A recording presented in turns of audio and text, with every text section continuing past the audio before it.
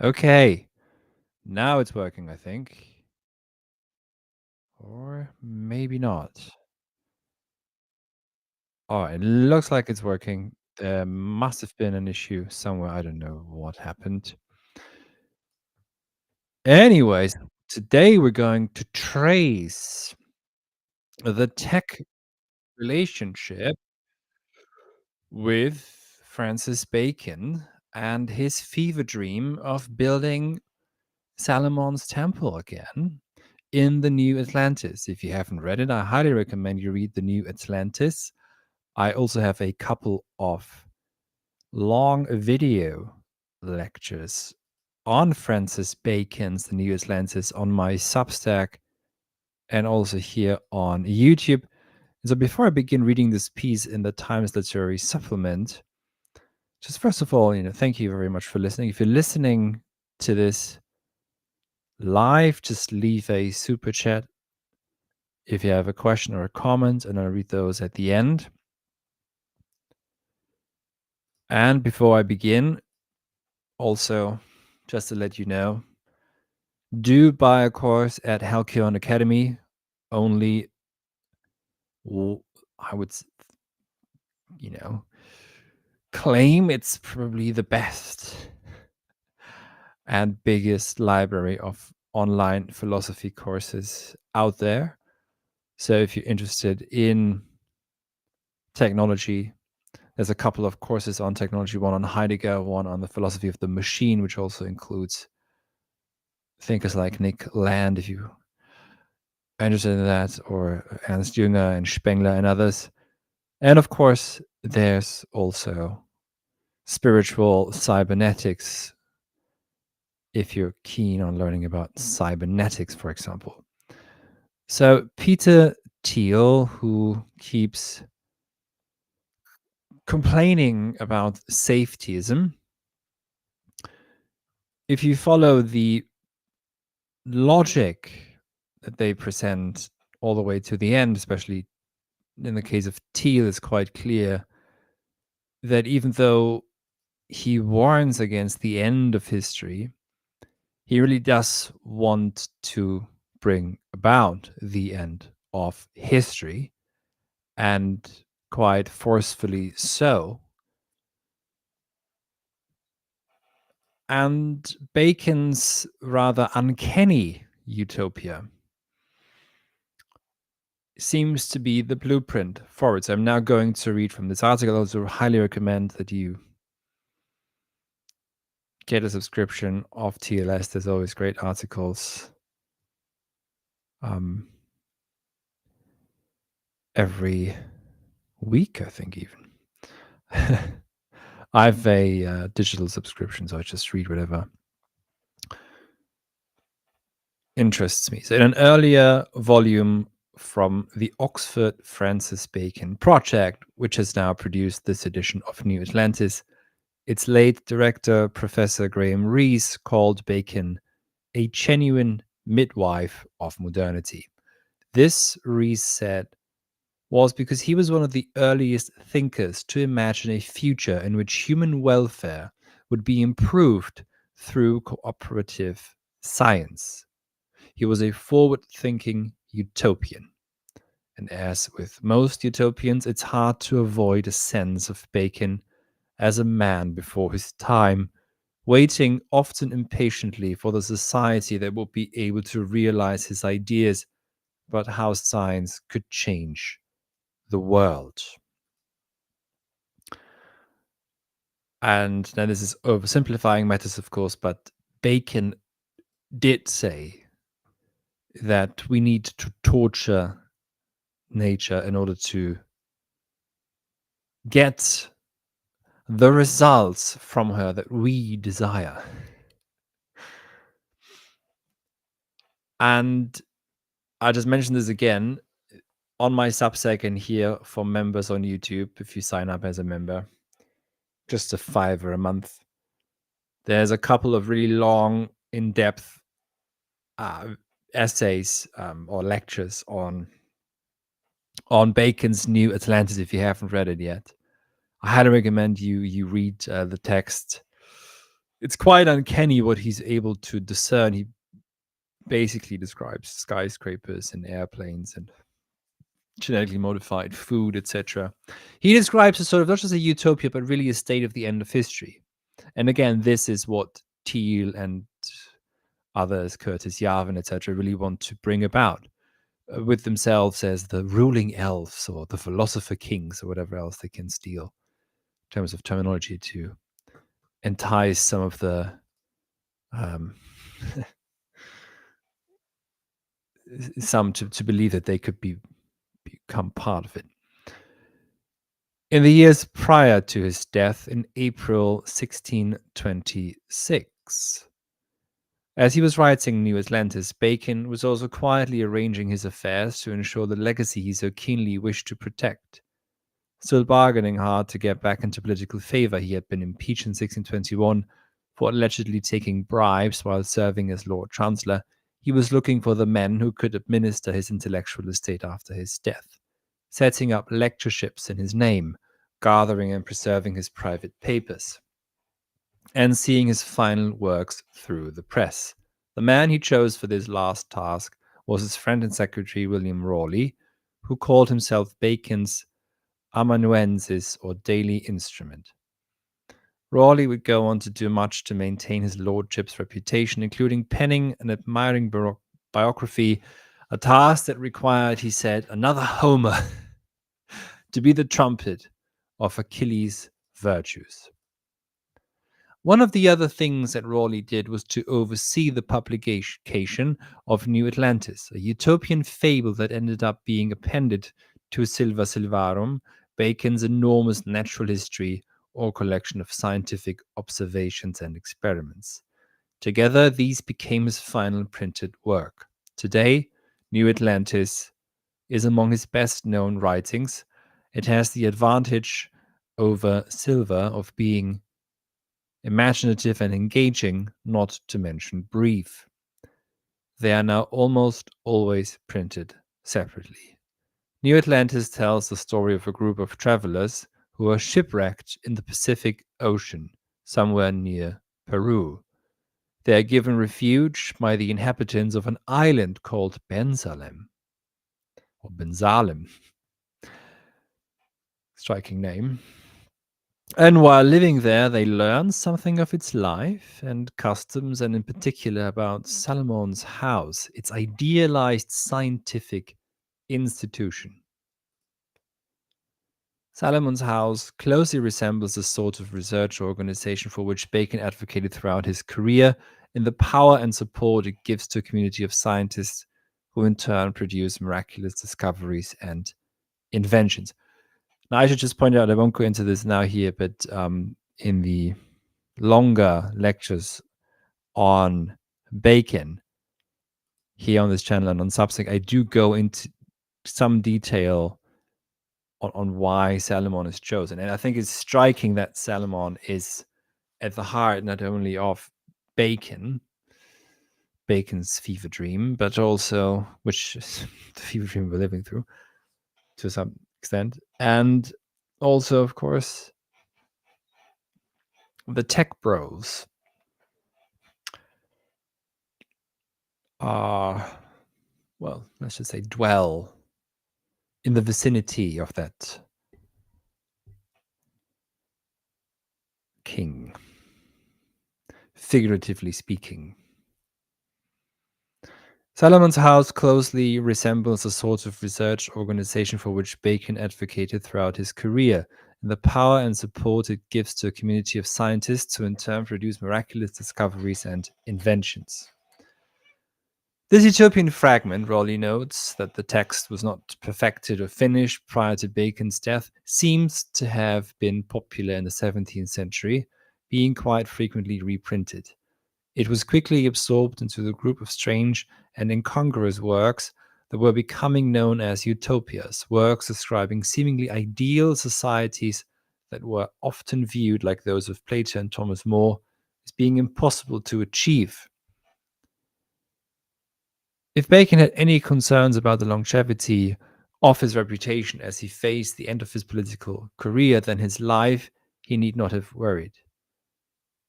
It took a while because of the nature of what his biographers, Lisa Chardin and Alan Stewart, have called frequently unsavory career, but later generations accorded Bacon an unimpeachable status as the father of empiricism. In the later 17th century, the Royal Society was modeled on his prescriptions, and his influence on the science and philosophy of the 18th and 19th century was also considerable. He was much beloved of the Enlightenment. Denis Diderot described him as the intellectual forefather of his and Jean Laurent d'Alembert encyclopédie. Voltaire called him the father of experimental philosophy, and Immanuel Kant dedicated his critique of pure reason to Bacon. And Kant, the old Kant, of course, also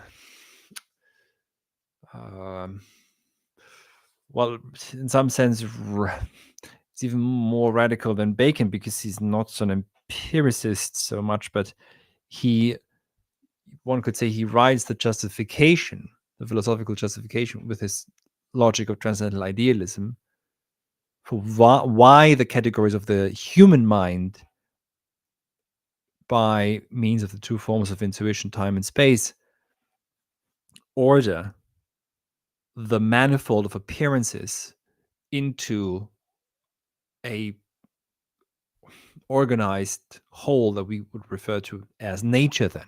So what happens with Kant is that we no longer have access to simplify matters, to what things are in and by themselves.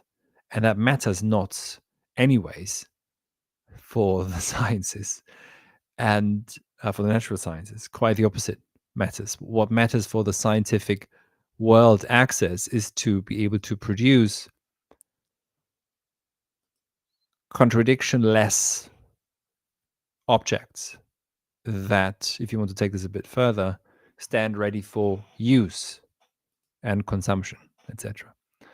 The Victorians also lauded the work of the man whom Thomas Macaulay called the great philosopher who had made new discoveries in moral and political science, and the great apostle of experimental philosophy, and who influenced prominent scholars and philanthropists of the day, including William Whewell and Charles Kingsley. Fittingly, for an apostle, Bacon's later appreciative audience often identified him as a particularly forward-looking figure, one whose work only fully found the fulfillment of its promise decades or centuries after he lived. Nowhere is this more visible than in the New Atlantis.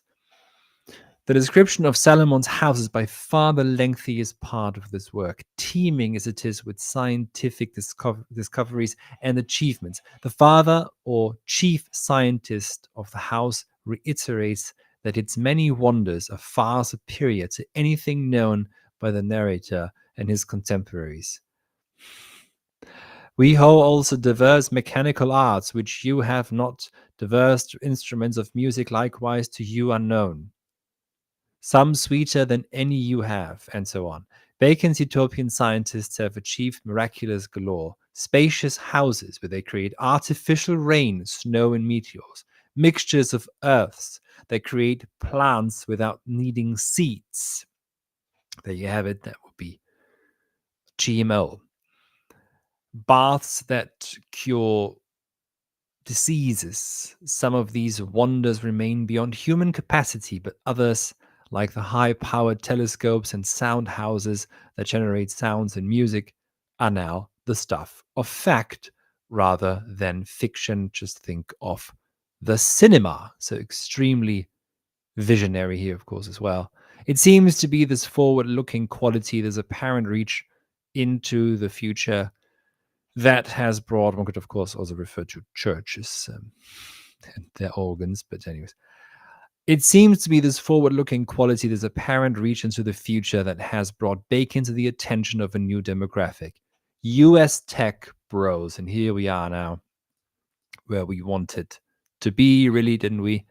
We want to understand what the relationship is between this fever dream and the fever dream of Silicon Valley, which is no longer just merely utopian in a sense of how can we order human society in a manner that it is perfectly functional, but goes well beyond that. As a matter of fact, one suggestion is outright to work towards human extinction. A worthy descendant, I think, is the idea, which should be a digital copy of some aspects of human existence as understood by um, the tech bros, let's just say, people like Peter Thiel, who was one of the early founders, together with InQtel, which is a private equity fund of the CIA. That's all public knowledge. You should know this. If you don't, then you should start reading into this. So Thiel is very much connected to the what people refer to as the deep state. Not at all a libertarian. He says explicitly that being for pro free market is for idiots. Paraphrasing him perhaps slightly here, but he's maintained this rather peculiar image of himself as some sort of libertarian based bro who is really on your side, wink wink. Whereas a matter of fact, the early investment in Facebook was very clearly intended to break down any kind of what was left even of sort of cultural barriers in other parts of the world. And Facebook is the vehicle for this, the vector to achieve that. And so that at the end, we have this Americanized understanding of friendship, where anyone you've ever met is a friend, and where people become ultimately just vassals for well for ads, for brand marketing, etc. So in that sense, yes, you could say that's quote unquote libertarian.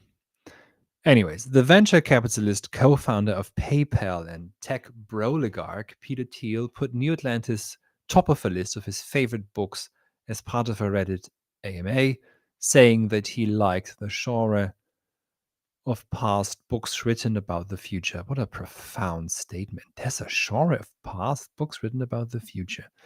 In 2012, he said in an interview that the entire longevity research program is the culmination of the Western scientific project. It was part of Francis Bacon's New Atlantis and has been a recurrent thread through much of the past 400 years of science. Now, this I agree with, and if you haven't listened to it yet, you should listen to it after this stream. I did a stream a couple of days ago on the Immortalization Commission, in which, by the help of John Gray and his book on the Immortalization Commission, I trace the emergence and the origins of transhumanism, which is what Thiel here addresses. So, what could be more utopian than using science to defeat death? Now, again, supposedly the tech bros, I mean, especially those tech bros, Thiel and others, and that network are worried about safetyism and the end of history, that the katechon, they use these pseudo-Catholic terms. The katechon doesn't hold. Oh God, the Antichrist is coming, yada, yada. Whereas what they're bringing about clearly, what they wish to bring about clearly, is an end state of history, a deathless end state of history. And they probably think themselves rather close to that. So perhaps it's not surprising that a futuristic utopia would appeal to Thiel, whose book on startups 0 to 1 is subtitled How to Build the Future. That's the funny thing about the future. You don't necessarily just build it. The future that is built has a tendency to slip away from us to a certain extent. So I will not go into this all too much here, but the understanding of time that uh, is betrayed in such a thinking is one which has to assume already an end state, yeah, again an eschaton against which as a fixed horizon, and also has to assume ultimately a two-world paradigm where the ordo temporum, the temporal order, is simply just just the area which to organize according to the eternal blueprint. So here, the planner, the Homo faber, the tech bro, let's say, the planning human being, the technicized man, takes on the function of God, takes on the function of God and providence, divine providence. So this is, in some sense, hyper modern, if you like, but it's also, funnily enough, anti modern. And it's definitely not as radical as it wants to present itself.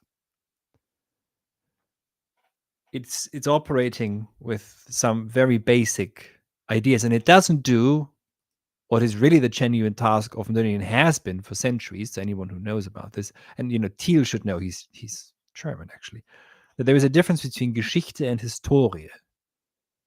And that what we have to think is that relationship between, or rather how, Geschichte, or let's just use the English word for ease of understanding, how history as such, history out of history itself comes to be, not history in terms of a higher order history or divine providence, or, of course, in this regard, the arrival of HEI, which is all theologically laden language. It's ultimately, again, just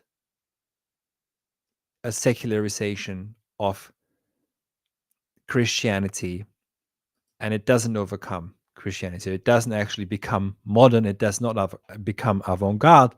It is stuck in the oldest patterns you could imagine. Bacon's, and this again, Bacon explicitly refers to this house of researchers as Salomon's house or Salomon's temple. Let's just face what he's really referring to. Bacon's imaginary scientists have indeed achieved considerable, and by the way, just if you're interested in this, listen to my video on Heidegger, on the abandonment of being and how that relates to Christianity and the notion that the world and everything in it is created. And if you're really keen to read more Heidegger, then take my Heidegger course on Enframing and the Fourfold. So head over to Halcyon and Halcyon Academy and buy a course. And by the way, if you want to leave a comment and you want me to read your comment on this live stream or read your question and answer it, leave a super chat and I'll get back to you at the end. So let's read on here. Bacon's imaginary scientists have indeed achieved considerable success in longevity research with the invention of a water of paradise that achieves the prolongation of life. An experimentation involving resuscitating apparently dead animals with the purpose of finding out what may be wrought upon the body of man. Of course, the father of Salomon's house doesn't go into any detail about how such miracles are achieved. The scientists' processes are kept conveniently secret, both from the wider world and from the narrator of the text. But, as Thiel quite rightly says, transhumanism begins explicitly with Francis Bacon's New Atlantis. So there's some aspect of modernity that's deeply woven together with transhumanism. You could basically refer to this modernity, this trajectory of modernity, as a transhumanist project, which is trying to secularize Christianity, Judeo Christianity, and does not overcome Christianity and does not take seriously the problem of history, the phenomenon of history as such. It's actually anti-historical, anti-history to the core. It looks at, it considers history not as singular, unrepeatable, but everything as a repeatable experiment. Hence Facebook. Facebook is, again, the vehicle for it.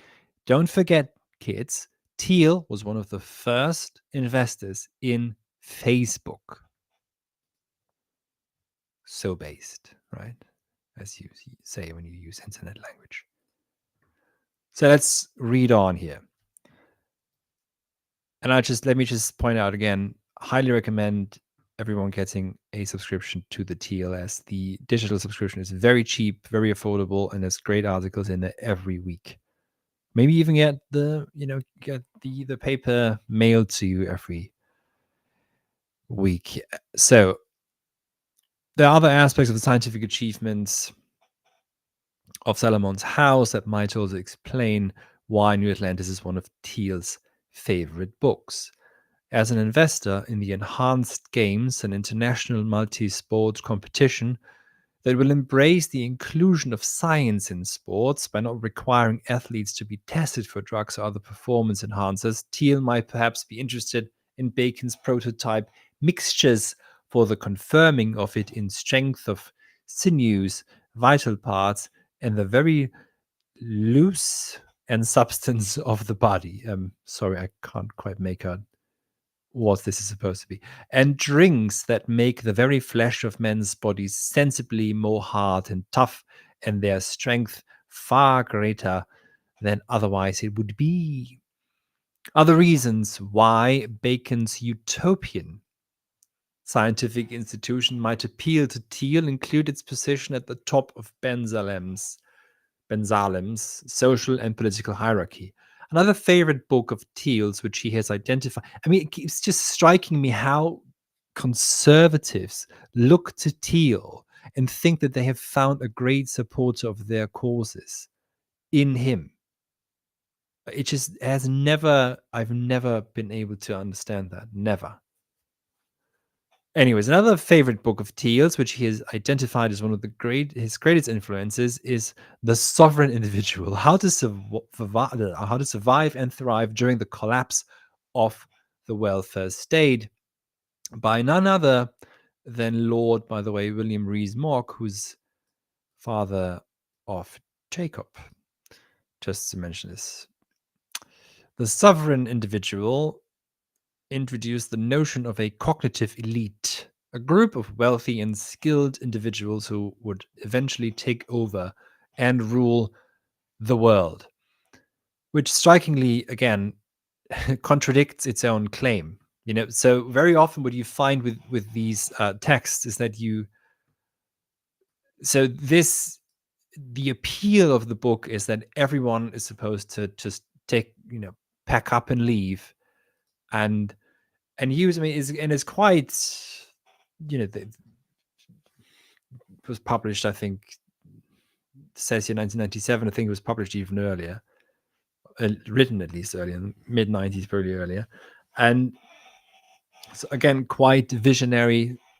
But the promise is, or the allure is, everyone can be, or many people can become a sovereign individual, which is to say, we back up, we up and leave, we rescind our citizenships and move about, become nomads, and entirely sovereign, because our finances will be basically on a blockchain, so we'll be using digital money, etc.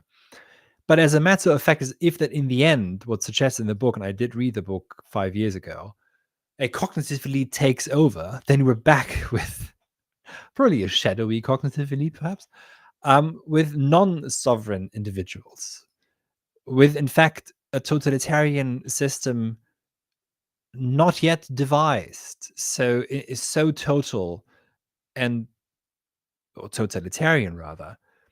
And I find these just obvious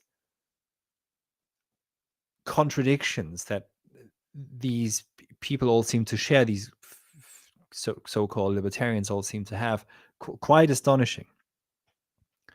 Anyways, a group of wealthy and skilled individuals who will eventually take over and rule the world, right? So instead of trying to um,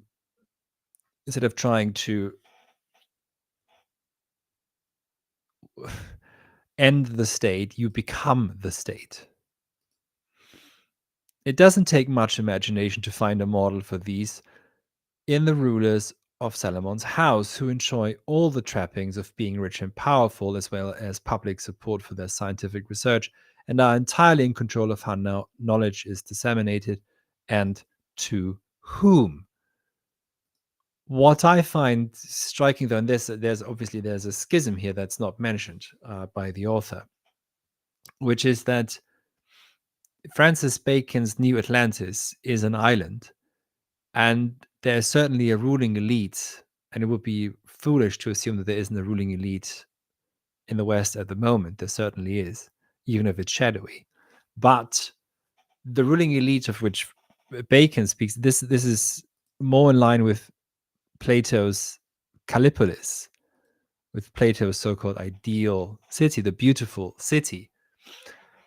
There's a relationship between the upper and the lower, which is not the case in what Thiel wants to bring about in the Thiel network, and is not the case with what the authors of The Sovereign Individual want to bring about with their cognitive elite. They are divided from whoever they rule over by the power of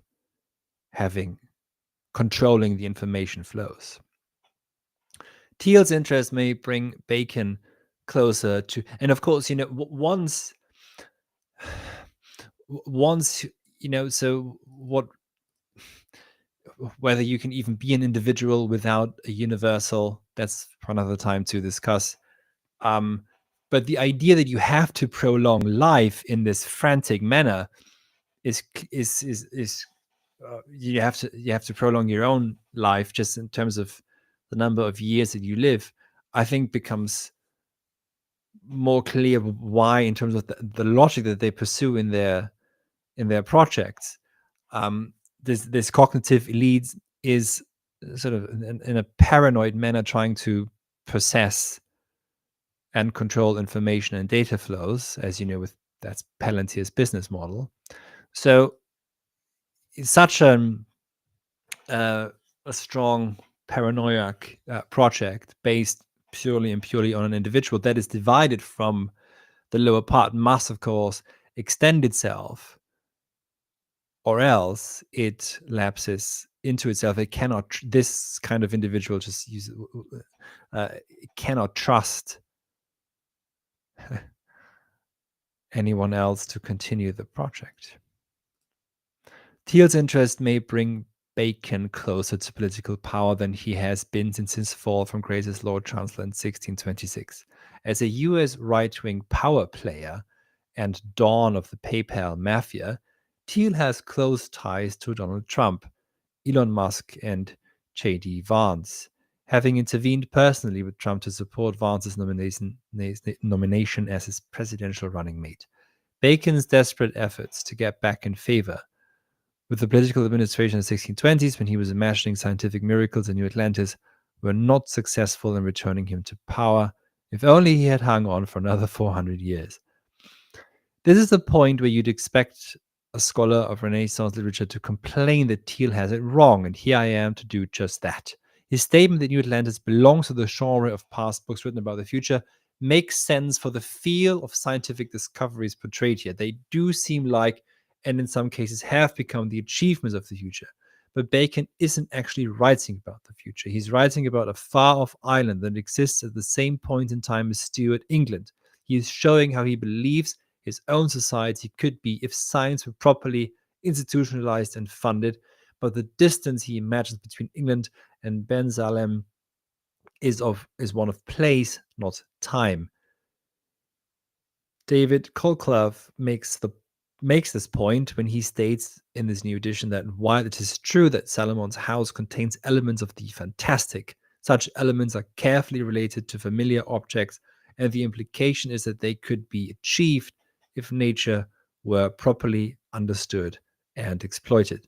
The point is that Bacon wanted Salomon's house to seem like an institution achievable in the present, not confined to some far off future. Ben Salem itself, as Colclough points out, is meant to appear attainable. This is also important because nothing else on the island of Ben Salem is especially futuristic.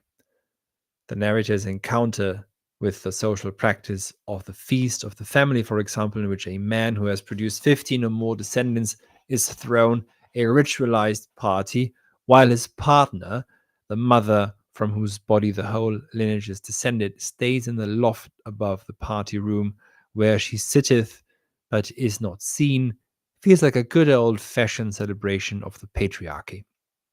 Similarly, Bacon's, and so I think this is quite crucial what the author here points out, that regardless, what you think of notions such as the patriarchy, as politically loaded as they are, um, what Bacon describes is a city-state or an island state that is self-contained and well governed in the interest of the whole, not in the interest of the few who, in their paranoid ways, are trying to exercise control over what is not theirs and what was not theirs to take from to begin with. The Ben Salemites welcome the travelers because they are Christians like themselves. Bacon is trying to show his reader that an organization such as Salomon's house is fairly immediately possible in the here and now, and his Utopia seems like a revolutionary piece of science fiction only if you read the description of Salomon's house as though it stood alone, which, encouraged by anthologies of utopian literature that exclude the rest of New Atlantis, many readers do. Colclough's deep scholarly new edition of New Atlantis, in contrast, is a testimony to the value of reading both Salomon's house and the work as a whole in context. So before we read on more about this, I'd like to just say that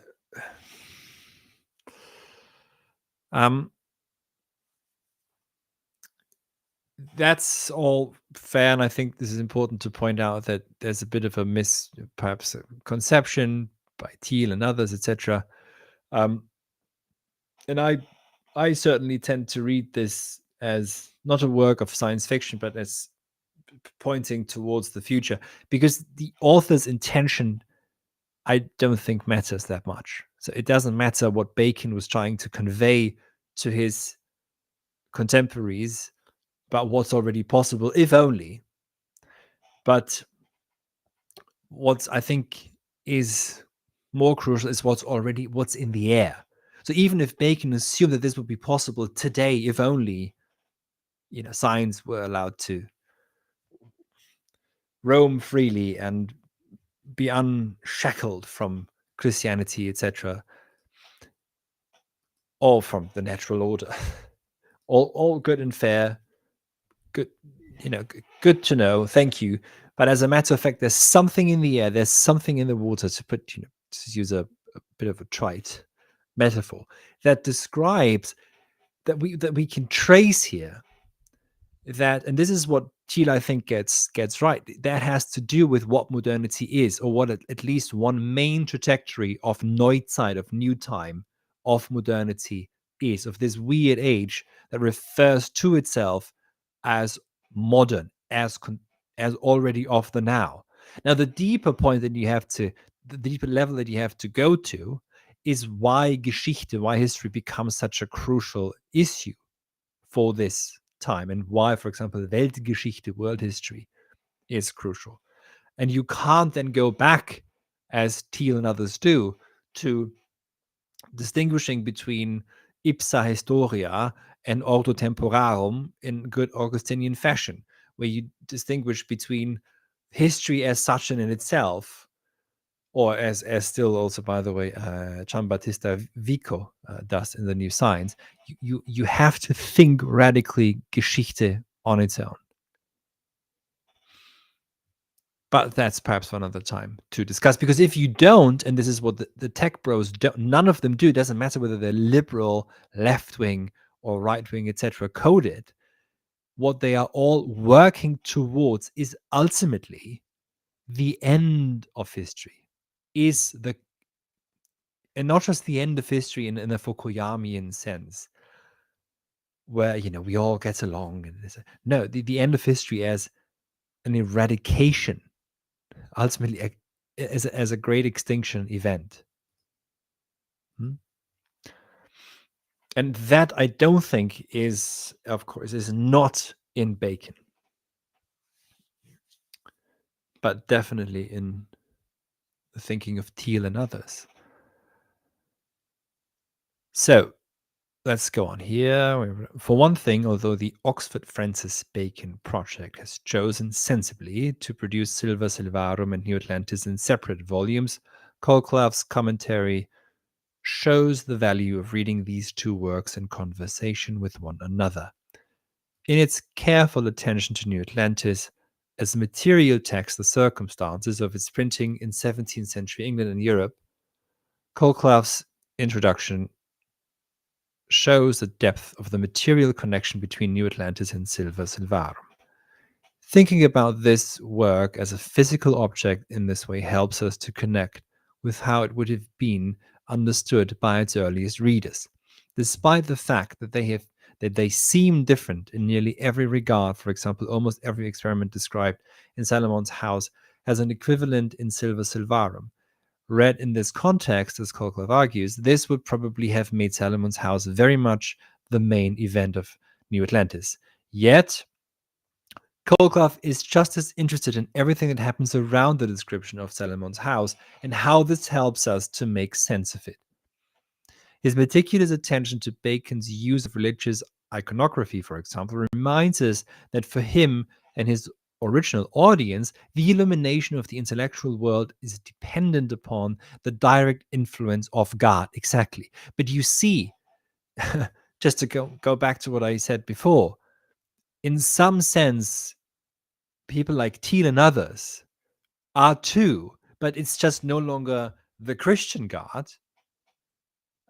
Instead, it is a postulated Godhead that they wish to either to become or produce themselves.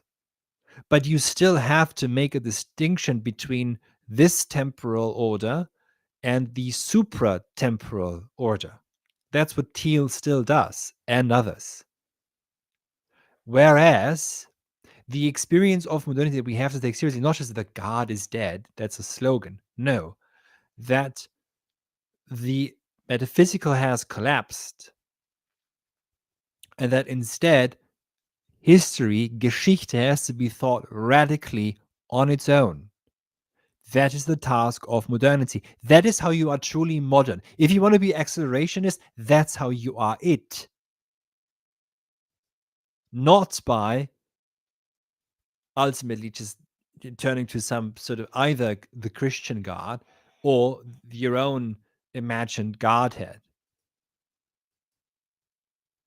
So the deep contradiction in Thiel and others is that they fear safetyism, that they fear the end of history, and they do everything in their power to bring about not just safetyism, but radical extinction.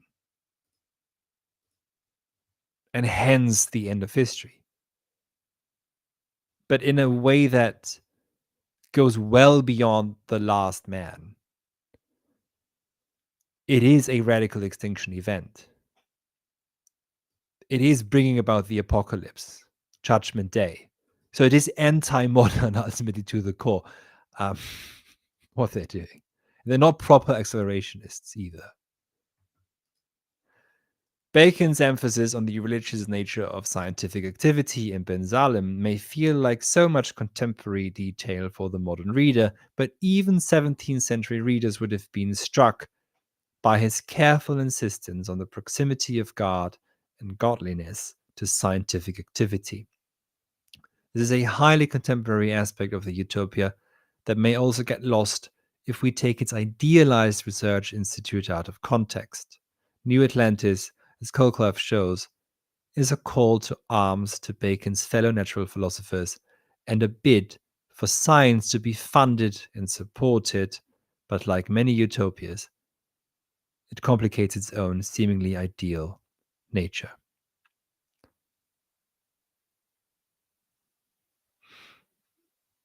So this is basically just a political point. This is trying to or trying to argue that show that Bacon tried to get funding for science and what perhaps could be possible, so it's imaginative, etc., and may perhaps convince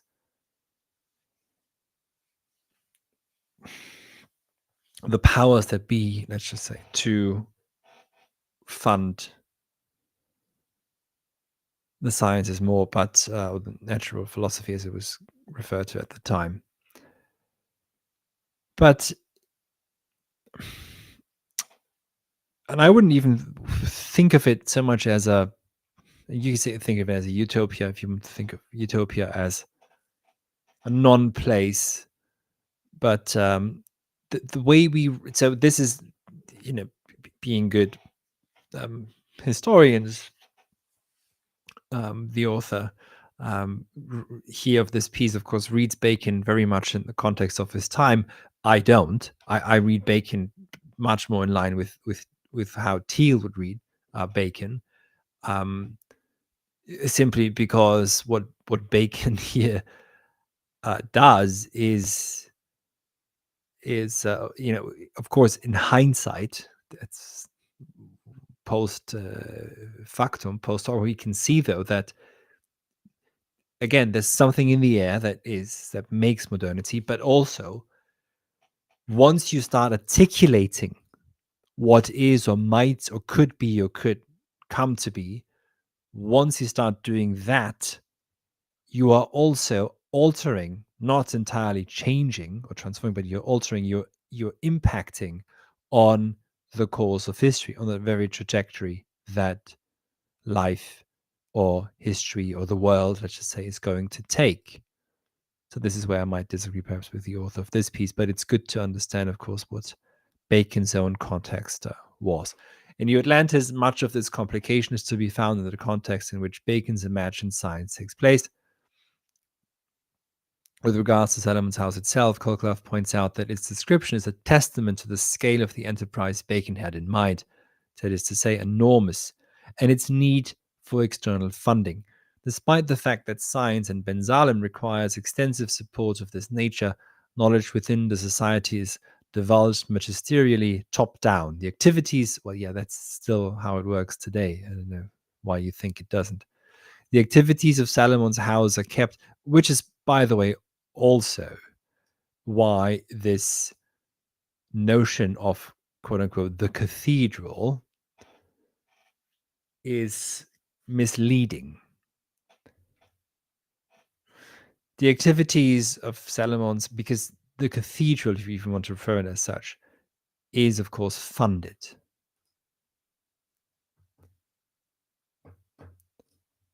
It doesn't operate on its own. The activities of Salomon's, maybe it should better be called Salomon's Temple. The activities of Salomon's house are kept entirely secret from the general public. Even the narrator doesn't get to see what actually goes on inside. And whenever the public are seen as a group, they are silent and reverential spectators. In its representation of a quiet, biddable, awestruck populace, New Atlantis presents an image of the relationship between scientific activity and the society in which it takes place. It was as much as a fantasy in Bacon's time as it is in our own. Utopias are often criticized for being too static, too unreal, too keen on smoothing out the problems of real life, and of course, this utopian fable is no different in this regard. In New Atlantis, the things Francis Bacon left out, politics, for example, or one can't help but notice women, may be significant as the things he put in.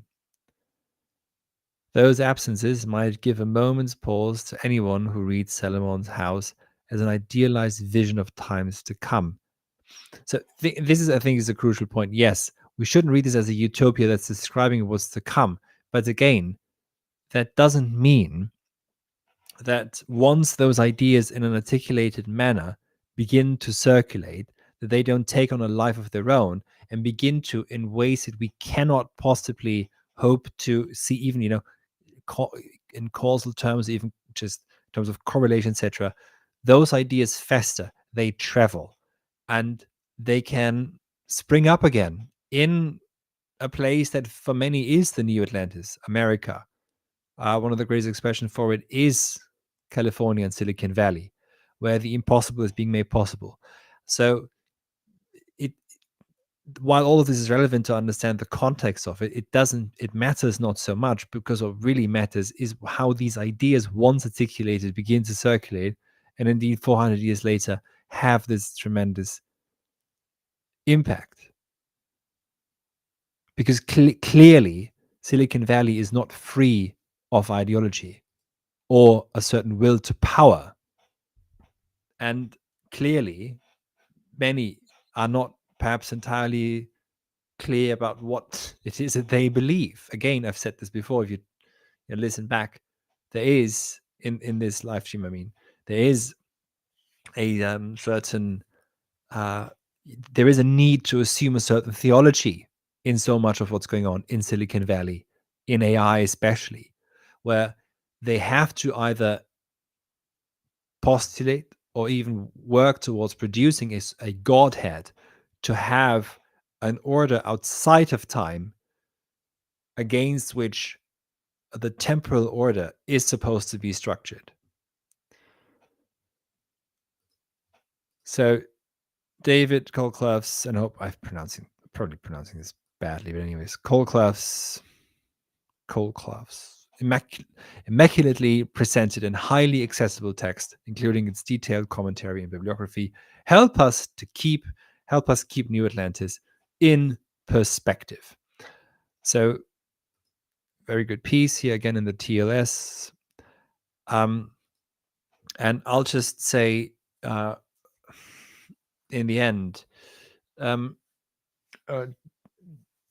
that the inherent contradictions in the tech bros worldview are blatant. If they're so obvious, you don't have to dig very deep to see them. And I've pointed some of them out here. But the biggest danger is that what they're working towards is clearly an extinction level event. And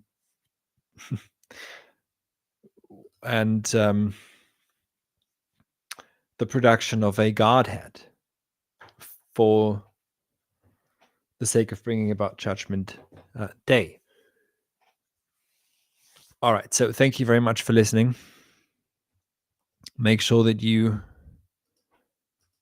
subscribe, like, share this video, turn on notifications, and become a member on this channel. And of course, also head over to Halcyon Academy and buy a course, support the work on this channel in this manner. There is also a reading list you can download if you want to know what texts to read in philosophy, what I would recommend everyone to read. All right. Thank you.